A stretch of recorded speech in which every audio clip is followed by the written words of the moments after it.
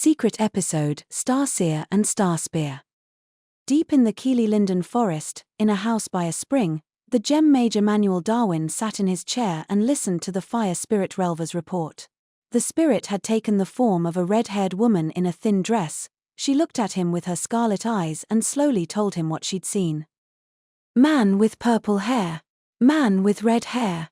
Plant-based attack. Communicating with spirits under the control of Galanis was rather difficult, the item's main drawback. Nevertheless, Emmanuel could easily put together a picture of what had happened from her report. The Abyss Shaman and the Witch of Thorns are here, he said.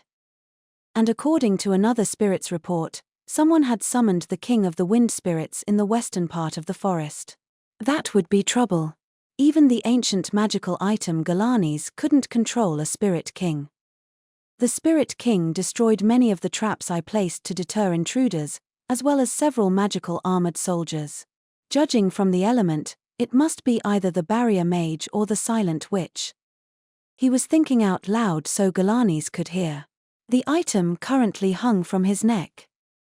This won't be any problem, my master. No matter how many sages come, none of them can compare to you now. Galanis's words echoed comfortably in Emmanuel's mind. Mags of incredible talent were approaching. Once, he would have paled in fear.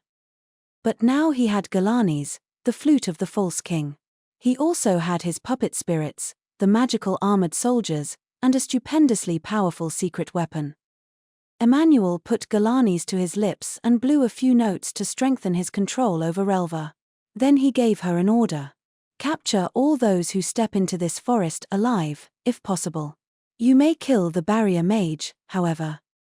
Emmanuel was confident that when he showed the other sages his ancient magical item's astonishing power, they would be eating out of the palm of his hand, except for the barrier mage. He would never obey, even if it killed him. And someone else will be quite happy to see the barrier mage gone.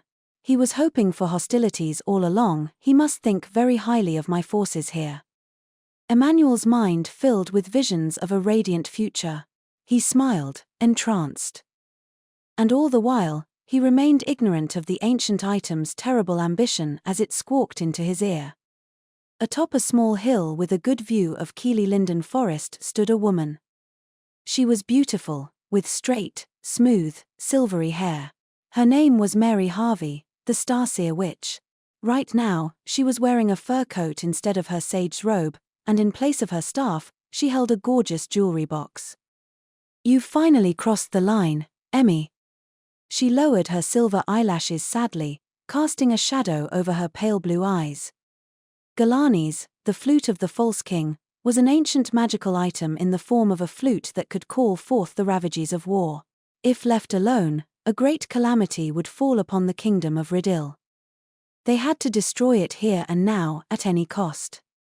As she sighed, another woman walked up behind her. The second woman was around 30 years old, with brick-colored hair tied loosely behind her. Her face was bare of makeup, and her clothes were worn, like she'd used them for many years. She came to stand beside Mary and said casually, I've gotten the gist of the situation. Guess settling things peacefully won't be so easy, eh? Indeed. It's quite troubling. Even I couldn't possibly cover the entire forest in an illusion. Mary was skilled at illusion magecraft, but she knew this was beyond her. It was quite different from covering the night sky in stars. If Rara gets too serious, Emmy will die for sure. And if my dear Ray gets too serious, the whole forest will wither. It's quite the conundrum. The 7 sages each possessed incredible abilities, but most of them specialized in a specific field. The Witch of Thorns and the Abyss Mage, in particular, had powers with limited applications. With slender fingers, Mary stroked the jewelry box in her hands. A faint voice echoed from inside it.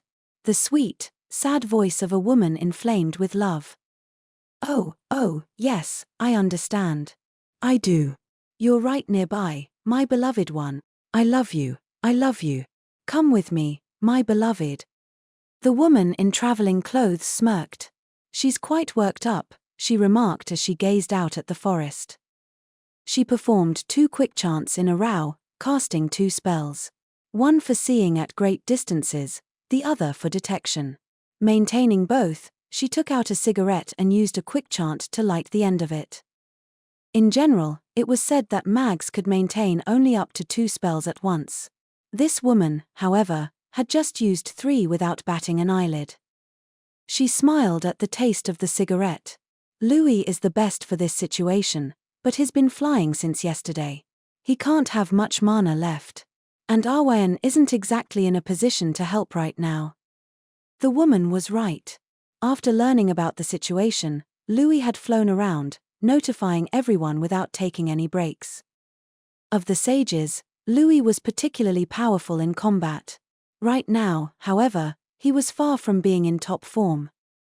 Actually, said the woman, Momo is here, too, isn't she? And what is my dear Monica to you? We met a few times in Master Rutherford's lab. She's my adorable junior.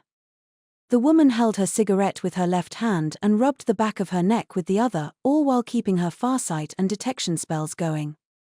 Mary knew the woman was capable of doing all this, even while her mind worked at an incredible speed. Eventually, the woman disengaged both spells and turned toward Mary. I don't like sticking my neck where it doesn't belong. But my fellow apprentice and my junior are in a tight spot. I suppose I can help you out a bit. A mischievous, cat-like smile appeared on her plain, unadorned face. You okay with me butting in and helping out, Lady Mary? Yes. By all means, we could use you. Mary nodded, then said the woman's name, the name of a legendary genius who could maintain 7 spells at once, and Louis Miller's fellow apprentice. Carla Maxwell, Starseer witch and former sage.